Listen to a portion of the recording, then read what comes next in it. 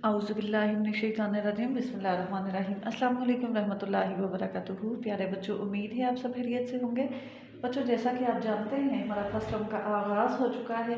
सबसे पहले तो आपको नई क्लासेस में खुशामदीद कहा जाता है। ये है हमारी इस्लामियात की किताब बराए जमात सोम। इस्लामियात की किताब का आज हम करने जा रहे हैं लेक्चर नंबर 1।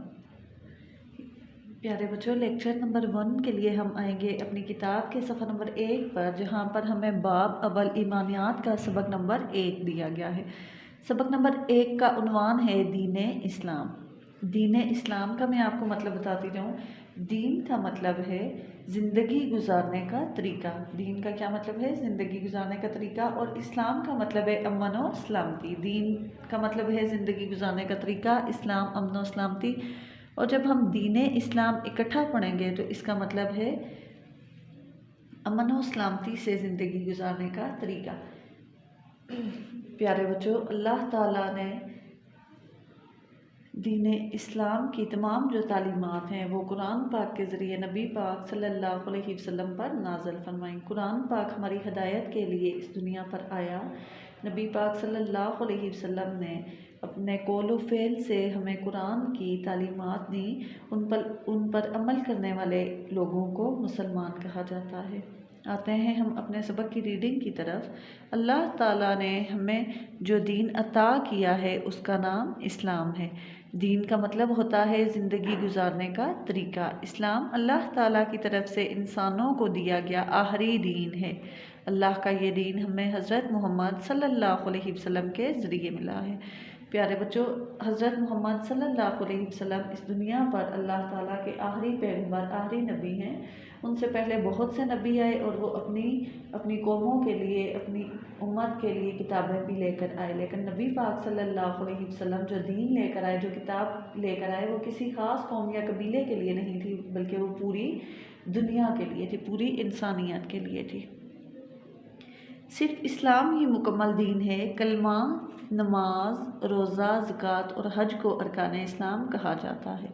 ये वो अरकान हैं, ये इस्लाम के वो रुकन हैं जो मुसलमानों पर फ़र्ज़ किए गए हैं। इस्लाम ने हर अच्छी चीज़ को करने का हुक्म दिया है और हर बुरे काम को करने से मना किया है।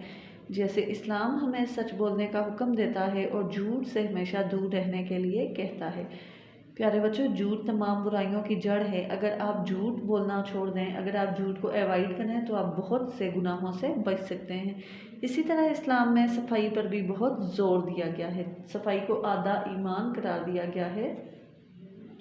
लफ्ज़ इस्लाम का मतलब है अमन और सलामती। जो दीन इस्लाम को इख्तियार कर लेता है वो अल्लाह की रहमत का हकदार बन जाता है और उसकी ज़िंदगी के हर काम में खूबसूरती पैदा हो जाती है। दीन इस्लाम को मानने वाले मुसलमान कहलाते हैं।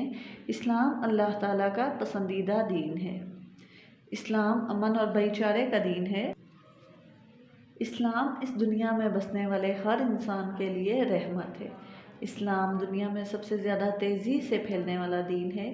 इस्लाम के अलावा किसी दीन को सच्चा मानना गलत है। अब आएंगे हम अपनी किताब के सफ़ा नंबर 2 पर, जहाँ पर हमें सबक नंबर 1 की तफ़हीम दी गई है। सरगर्मी नंबर 1 है हमारे पास, दाइज़ेल सवालों के दुरुस्त जवाब में सब्ज़ रंग बने। नंबर 1, इस्लाम एक देश दीन है। इस्लाम एक मुकम्मल दीन है, नामुकम्मल दीन है या तब्दील दीन है? इसके लिए हमारे पास जो नंबर 1 पे ऑप्शन है वो दुरुस्त है। इस्लाम एक मुकम्मल दीन है। नंबर 2, इस्लाम दुनिया में देश से फैल रहा है, आहिस्ता से, तेज़ी से या जंग से? इस्लाम दुनिया में तेज़ी से फैल रहा है। नंबर 3, लफ्ज़ इस्लाम का मतलब देश है, बेअमनी है, खामोशी है या अमन व सलामती है? इसका दुरुस्त जवाब है लफ्ज़ इस्लाम का मतलब अमन व सलामती है। नंबर 4, इस्लाम देश का दीन है, जुल्म का, दुश्मनी का, भाईचारे का? इस्लाम भाईचारे का दीन है। नंबर 5, दीन इस्लाम के मानने वाला देश कहलाता है। दीन इस्लाम के मानने वाला मुसलमान कहलाता है। इसके बाद आपके पास सरगर्मी नंबर 2 है। कालम अलिफ और कालम बे में दी गई मुतलका मालूमात को लकीर के ज़रिए आपस में मिलाएं। कालम अलिफ में आपको दिया गया है नमाज, झूठ बोलना, दीन का मतलब और इस्लाम। नमाज क्या है? दीन इस्लाम का दूसरा रुकन है। नमाज दीन इस्लाम का दूसरा रुकन है। جھوٹ بولنا برا کام ہے، جھوٹ تمام برائیوں کی جڑ ہے۔ دین کا مطلب ہے زندگی گزارنے کا طریقہ اور اسلام کا مطلب ہے امن و سلامتی۔ پیارے بچوں، آپ کے پاس سرگرمی نمبر 3 ہے تعمیر کردار۔ اسلام بھائی چارے کا دین ہے۔ بچے اس موضوع پر سیرت رسول سے مباحثات کے بارے میں پڑھیں اور ایک مضمون لکھیں۔